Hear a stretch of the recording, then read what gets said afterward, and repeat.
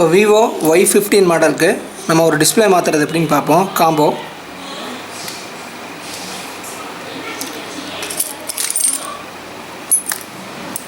Sim tray மறக்காமல் கழட்டணும். Back டோரை கழட்டுறதுக்கு முன்னாடி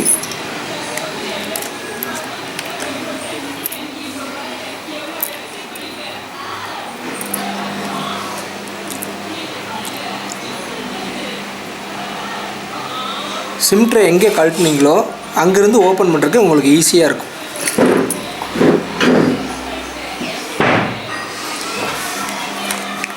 எனி மாடலாக இருந்தாலும் சரி, இந்த மாதிரி இம்பில்ட் பேட்டரி வர மாடலில் சிம் ட்ரே கழட்டினீங்கன்னா அந்த இடத்துலேருந்து உங்களுக்கு ஓப்பன் பண்ணிங்கன்னா கொஞ்சம் ஈஸியாக இருக்கும்.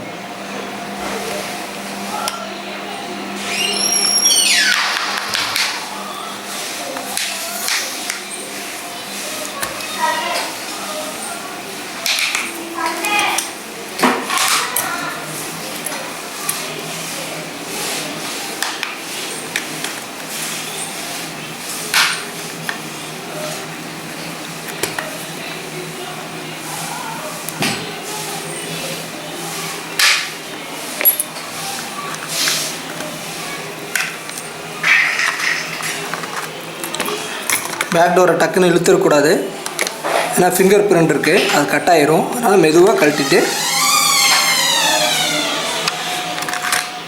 இங்கே இருக்கிற ஸ்க்ரூஸ் எல்லாம் கழட்ட வேண்டியிருக்கும். டிஸ்பிளே மாற்றுறதுக்கு இங்கே இருக்கிற ஸ்க்ரூ எதுவும் கழட்ட வேண்டியதில்லை.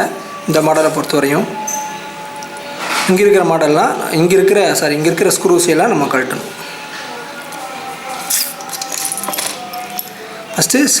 ஃபஸ்ட்டு வந்து ஃபிங்கர் பிரிண்ட் கனெக்டர் வந்து கழட்டி விட்ருவோம்.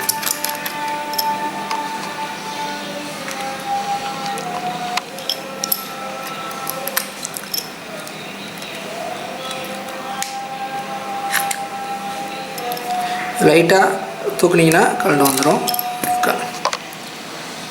ஃபிங்கர் பிரிண்ட் பேக் டோர் வெளியே வந்துருச்சு. அதுக்கப்புறம் இங்கே இருக்கிற ஸ்க்ரூஸ் மட்டும் நம்ம கழட்டுவோம்.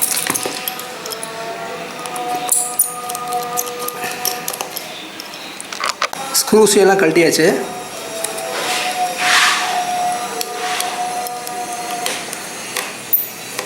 ஃபஸ்ட் எல்லா ஸ்க்ரூவும் கழட்டியிருக்கான்னு பாருங்கள். ஏதோ ஒரு ஸ்க்ரூ நின்னாலும் கூட டேமேஜ் ஆகிடும் கழட்டும் போது கேஸ்.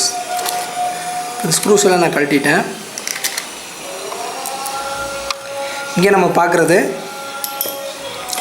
இது சார்ஜிங் கனெக்டருக்கு வர ஸ்ட்ரிப்பு, சார்ஜிங் கனெக்டர் மைக்குக்கெல்லாம் வர போகிற ஸ்ட்ரிப்பு. இது பேட்டரியை கழட்டிடணும். பேட்டரி ஸ்ட்ரிப்பை கழட்டி விட்டுட்டேன் மறக்காமல். இது வந்து டிஸ்பிளே, இதுதான் காம்போ டிஸ்பிளேயோடைய கனெக்டர் கழட்டியாச்சு. இது வந்து ஆன் ஆஃப் ஸ்ட்ரிப்பு. ஏன்னா இதை கழட்டாமல் பேட்டரியை தூக்குனிங்கன்னா திடீர்னு ஸ்ட்ரிப்பு கட்டாரு கூட வாய்ப்பு இருக்குது. இந்த விவோ, ஓப்போ, ரியல்மி மாடலில் பேட்டரி கழட்டுறது ரொம்ப ஈஸியாக இருக்கும். ஏன் பேட்டரி கழட்டுறோன்னா பேட்டரி கடையில் தான் இந்த டிஸ்பிளே ஸ்ட்ரிப்பு போயிட்டுருக்கு. பேட்டரி கழட்டினா தான் நம்ம கழட்ட முடியும். ஜஸ்ட் இதை பிடிச்சி லைட்டாக இழுத்திங்கன்னா கழண்டு வந்துடும்.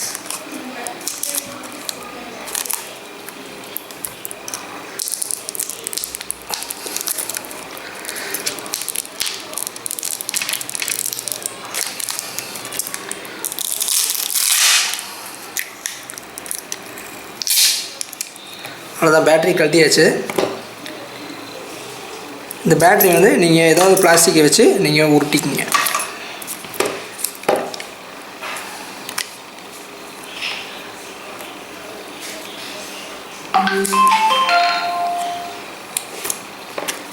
அவ்வளோதான், இப்போ நம்ம பேட்டரி கழட்டிட்டோம். இதுதான் டிஸ்பிளே ஸ்ட்ரிப்பு. இதை நம்ம வெளியே எடுக்கணும்.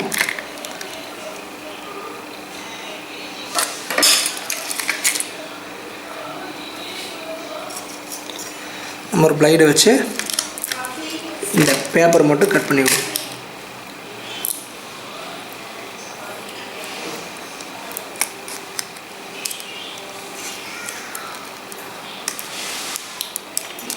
பிடிச்சிருக்கீங்கன்னா கழண்டு வந்துடும்.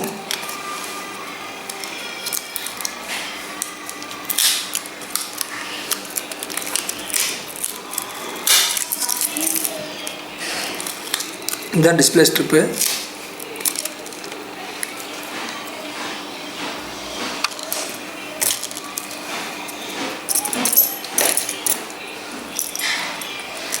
டிஸ்பிளேக்கும் கேஸுக்கும் இடையில ஒரு ஸ்டிக்கர் ஒட்டியிருக்காங்க, அதையும் ரிமூவ் பண்ணிடுவோம்.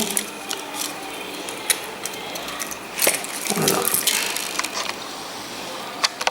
ஏதோ ஹாட் கன் இருந்தால் லைட்டாக ஹீட் பண்ணால் உங்களுக்கு ஈஸியாக வரும். இப்போ இது ஏற்கனவே உடஞ்சி போன டிஸ்பிளே தானே, அதனால் எதுவும் தேவையில்லை, சும்மா இப்படியே எடுத்துக்கலாம்.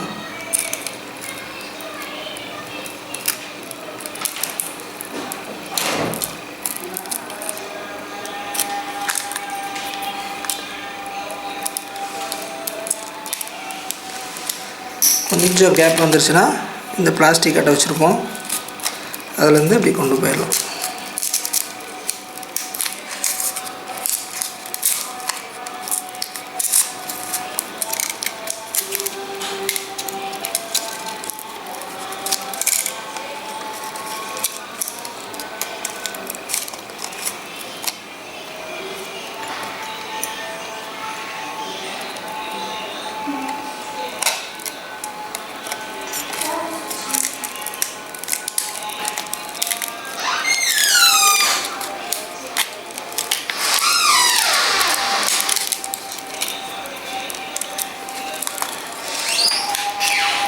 கண்ணாடி சில்லை வந்து கையில் குத்தாமல் பார்த்துக்குங்க.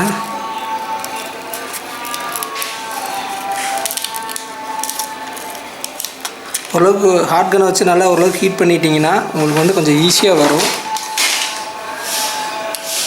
நம்ம ஹாட் கன் இல்லாமல் அப்படியே உடச்சிருக்கிறோம், ஏன்னா இந்த காம்பை ஏற்கனவே போயிடுச்சு.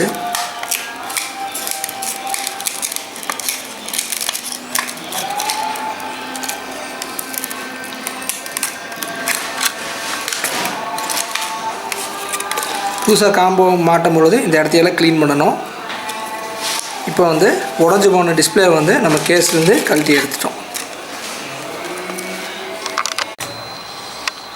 பழைய டிஸ்பிளே கழட்டினதுக்கப்புறம் இந்த சென்டர் கேஸ் காடியில் வந்து ஏதோ பிசுறு டஸ்ட் இருந்தால் அதை க்ளீன் பண்ணிடுங்க.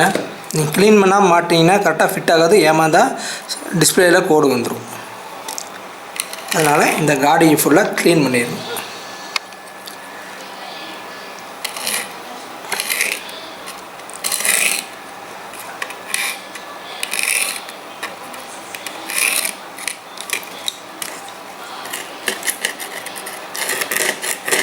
டிஸ்பிளே உட்கார்ற காடி ஃபுல்லாக நம்ம க்ளீன் பண்ணணும்.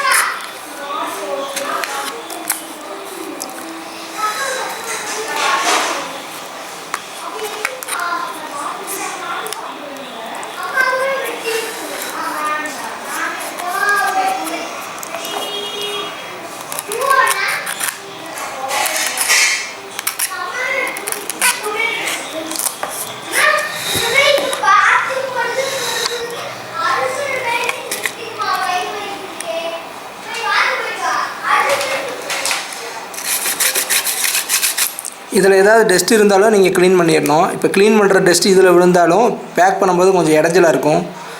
அதனால் உங்களுக்கு எவ்வளோ தூரம் சுத்தம் பண்ண முடியுமோ அவ்வளோ தூரம் சுத்தம் பண்ணிக்கங்க.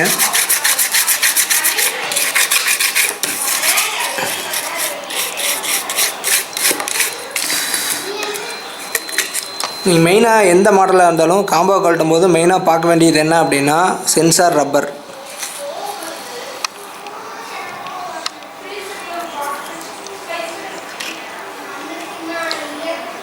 இதுதான் சென்சார் ரப்பரு. இந்த ரப்பர் இல்லைன்னா டிஸ்பிளே கால் பண்ணிங்கன்னா டிஸ்பிளே லைட் ஆஃப் ஆயிடும். அதனால் இந்த ரப்பர் மட்டும் மிஸ் ஆகாமல் பார்க்கணும். மாடலுக்கு தகுந்த மாதிரி இந்த ரப்பர் வந்து சின்னதாகவும் பெருசாகவும் இருக்கும். இது வந்து ரொம்ப சின்னதாக இருக்குது.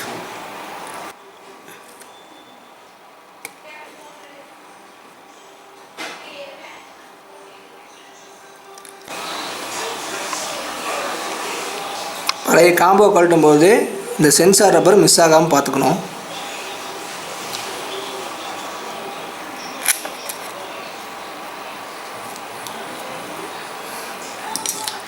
இப்போல்லாம் பக்காவாக சென்டர் கேஸ் க்ளீன் பண்ணியாச்சு.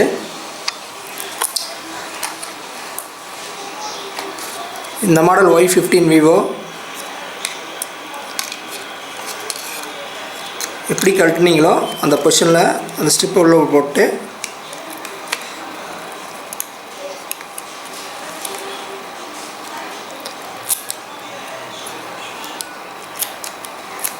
ஒட்டுறதுக்கு முன்னாடி ஃபுல்லாக செக் பண்ணணும்.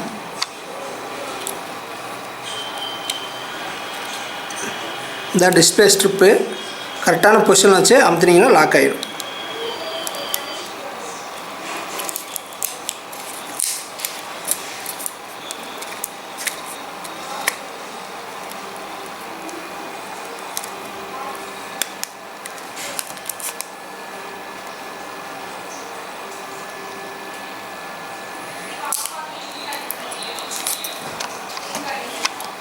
இந்த டிஸ்பிளேயில் எல்லா பட்டனும் பக்காவாக ஒர்க் ஆகுதான்னு செக் பண்ணணும். ஒரு பட்டன் ஒர்க் ஆகாத கூட இந்த காம்போ ஃபால்ட்டு. ஏன்னா இந்த மாடலுக்கு வந்து டச் ஸ்க்ரீன் வராது, கிளாஸ் தான்.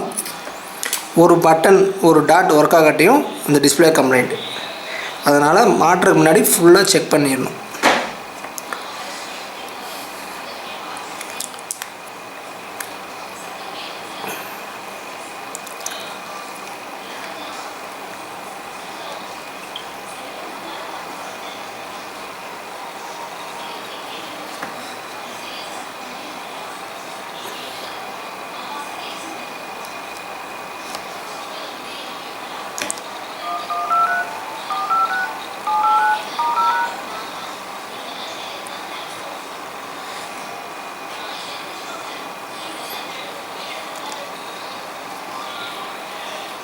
பிரைட்னஸ் ஏறி இறங்குதான்னு ஃபுல்லாக பார்க்கணும்.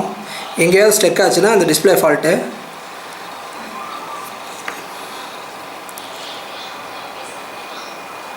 விவோ பொறுத்தவரையும் *558# அடிச்சிங்கன்னா இன்ஜினியரிங் டெஸ்ட் மோடு வந்துடும். இதில் போயிட்டு நம்ம எல்லாமே செக் பண்ணிக்கலாம்.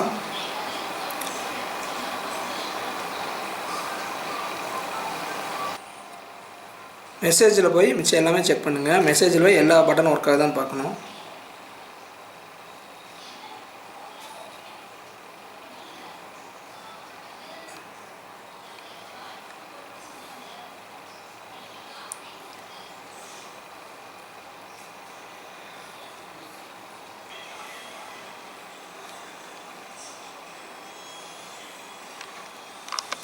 எல்லா பட்டன் ஒர்க் ஆகுதான்னு செக் பண்ணிவிட்டு எல்லாமே பக்காவாக ஒர்க் ஆகுது. அதுக்கப்புறம் ஆன் ஆஃப் சுவிட்ச் ஒரு டைம் அமுத்திட்டு 2 செகண்ட் வெயிட் பண்ணிவிட்டு மீண்டும் ஆன் ஆஃப் சுவிட்ச் அமுத்துங்க.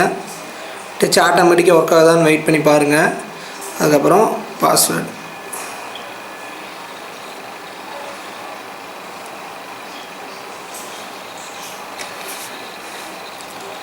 மாட்டுறதுக்கு முன்னாடி ஆட்டோமேட்டிக்காக டச்செல்லாம் அங்கே இங்கேயும் போகுதான்னு பார்க்கணும். அப்புறம் எமர்ஜென்சி காலில் போய் டைப் பண்ணி கால் பண்ணி பாருங்கள் டச்சு ஆட்டோமேட்டிக்காக ஒர்க் ஆகுதான்னு.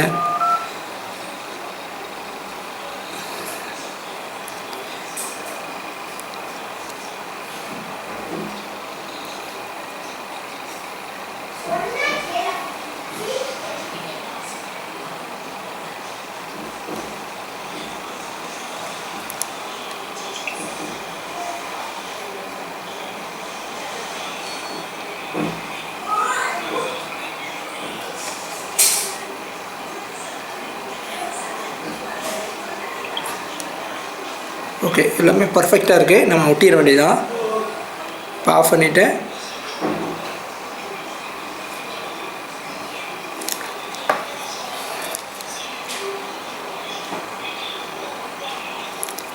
பேட்டரி ரிமூவ் பண்ணணும். ஃபஸ்ட்டு ஆன் ஆஃப் ஸ்ட்ரிப்பு, அதுக்கப்புறம் பேட்டரி கழட்டிடுங்க. கழட்டிட்டு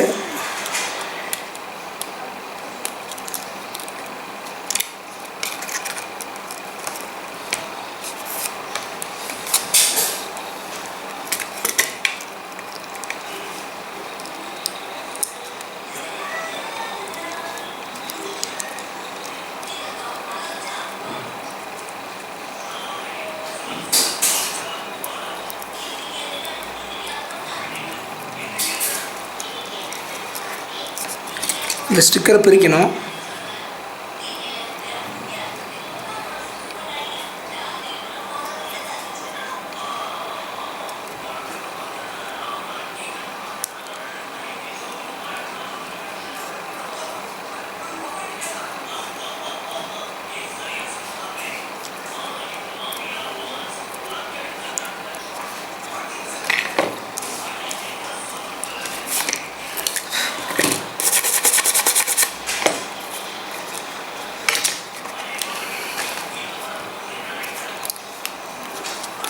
பிளாக் பேஸ்ட்டு.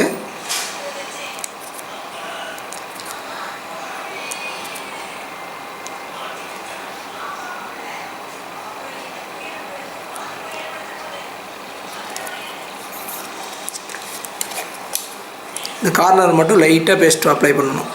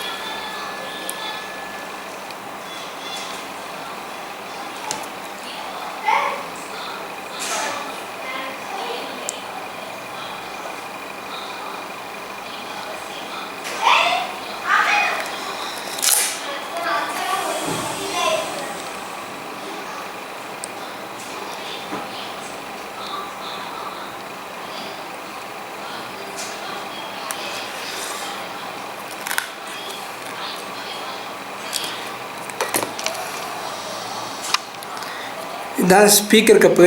இதுக்குள்ளே பேஸ்ட் போட்டுட வேண்டாம். இது ஃப்ரண்ட்டு கேமரா சென்சாரு.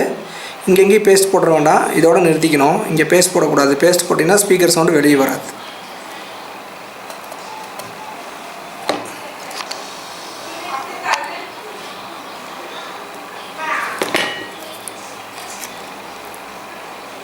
கார்னரில் மட்டும் பேஸ்ட் போட்டிருக்கேன்.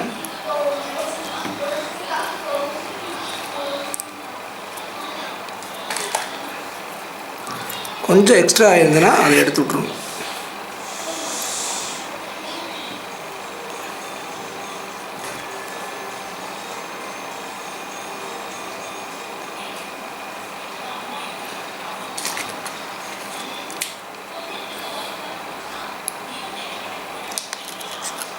கரெக்டான பொசிஷனில் வச்சு நீங்கள் உட்கார வச்சுட்டா போதும்.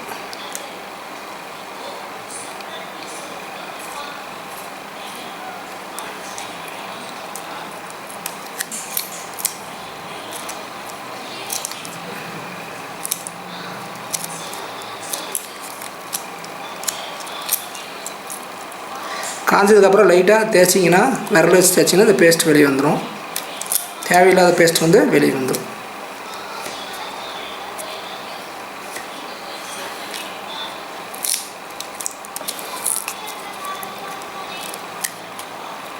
டிஸ்பிளே ஸ்ட்ரிப்பை கேர்ஃபுல்லாக வச்சு கரெக்டான பொசிஷனில் வச்சு லைட்டாக ப்ரெஸ் பண்ணிங்கன்னா அது லாக் ஆகிக்கும்.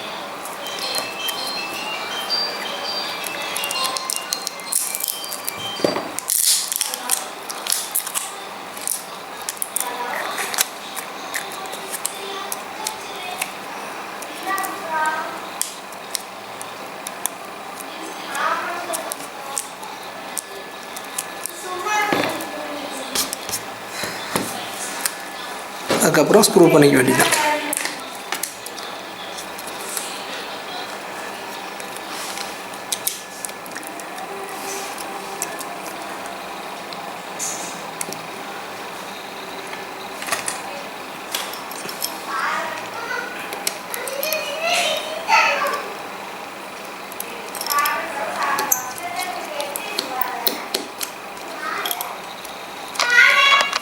எல்லா ஸ்க்ரூஸ் போட்டாச்சு. இந்த பேக் டோரை மாட்டும் போது இங்கே ஏதாவது ஸ்க்ரூ இருக்கான்னு பாருங்கள். ஏதாவது ஸ்க்ரூ கீது ஒட்டி இருந்ததுன்னா நீங்கள் தெரியாமல் பேக் டோரை அமுத்திட்டிங்கன்னா டிஸ்பிளே உடஞ்சிரும். அதனால் இங்கே ஏதாவது ஸ்க்ரூ இருக்கான்னு பாருங்கள். இங்கெல்லாம் க்ளியர் ஆகிடுச்சுன்னா ஃபிங்கர் பிரிண்ட்டை மாட்டிட்டு ஸ்க்ரூ பண்ணிக்க வேண்டியது.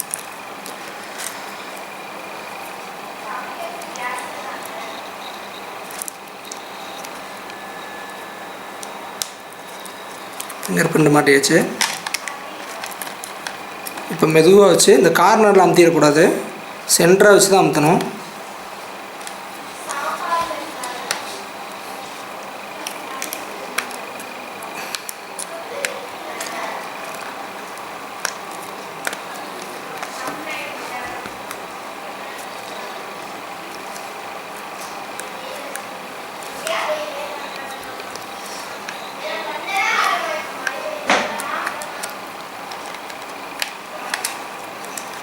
கவர் சீட் அனுப்புனா மெதுவாக அமுத்தணும்.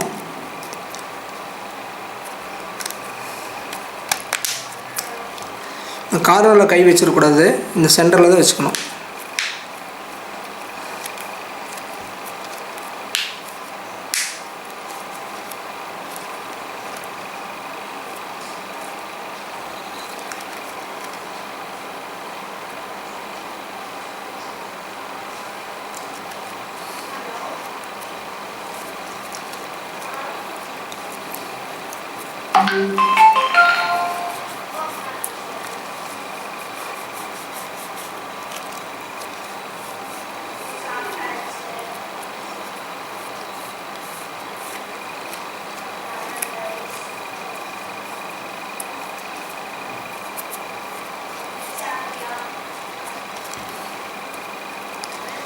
லைட்டாக கார்னரில் இப்படி லைட்டாக ப்ரெஸ் பண்ணிங்கன்னா இந்த பேஸ்ட் நல்லா ஒட்டிடும்.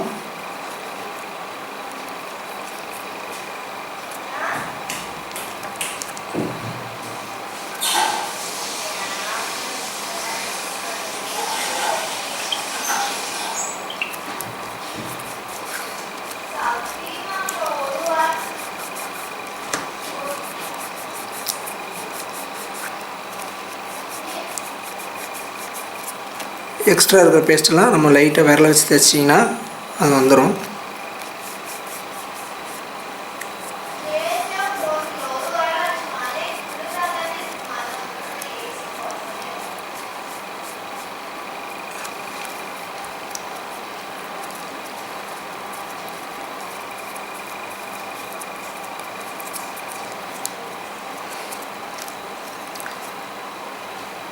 இது மேலே ஒரு ஸ்டிக்கர் தான், அது உரிச்சு விட்டிங்கன்னா உரிச்சு விட்டுட்டு ஒரு டெம்பர் கிளாஸ் ஒட்டிட்டிங்கன்னா வேலை முடிஞ்சுது.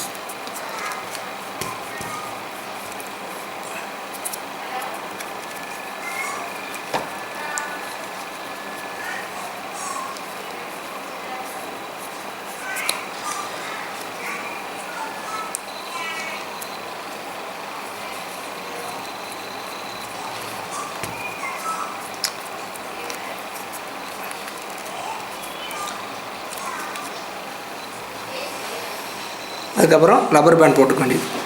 ரப்பர் பேண்டை வந்து ஒரு 1/2 hour வச்சுட்டு அப்புறம் கழட்டிக்கணும்.